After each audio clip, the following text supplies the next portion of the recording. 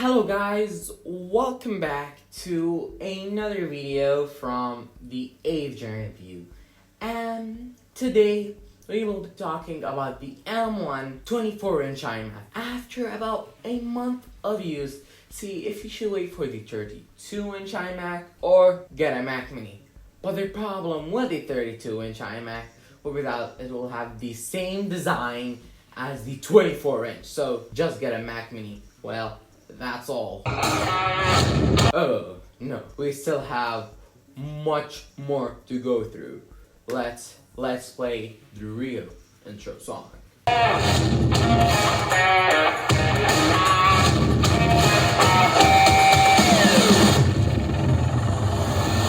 So, as you might have seen, I don't really like the design of the iMac, but don't worry, I do have some good stuff to talk about. But first, let's start with the design of the 24-inch iMac.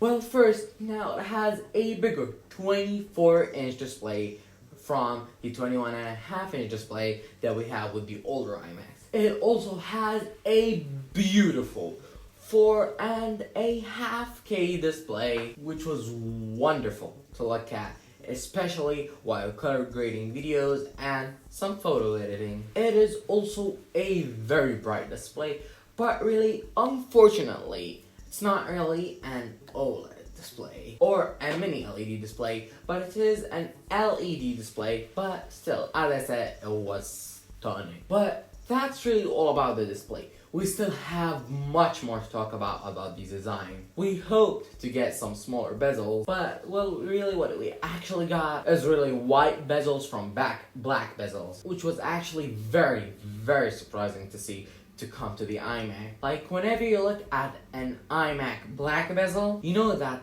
that is an Apple computer and that it's a professional workhouse. But with the white bezels, you do really feel like it's just like a toy or a house computer. But don't really get me wrong, I really like colors of the iMac still, but I do disagree with some people.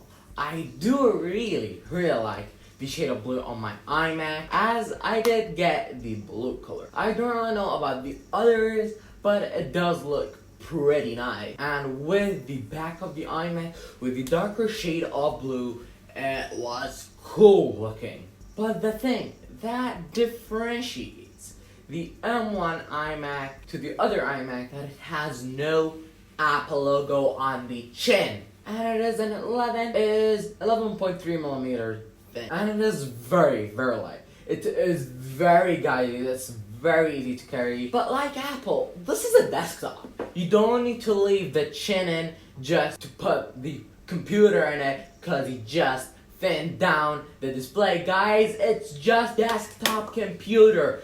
Why don't you do that with the MacBooks? Why are you doing it with the iMac? Just put it there, remove the bezel, give us black bezels, give us a 27-inch display. And this is also the problem that also makes the iMac have less ports. As on the base model, you only get 2 Thunderbolt 3 ports, and with the upper tier model, you do get 4 ports, but only 2 of them are Thunderbolt, and the other 2 are just only USB Type-C. Like, I would expect that with any thin laptop or thin notebook, but this is a desktop, guys. It is a desktop. And we also get the headphone jack on the side, which is like, let's say you're moving your headphones, it might move the display of the iMac, which is not really a good thing to have. But aside really from the port situations, there are some nifty problems that if they weren't there, I'll just use this iMac for daily driver for like forever. Because personally, I do really like the look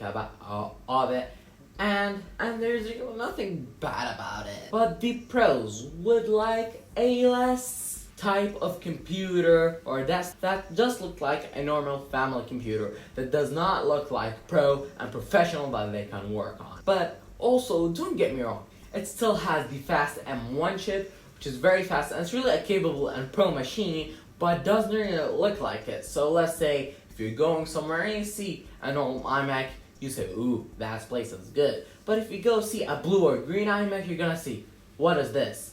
A playground?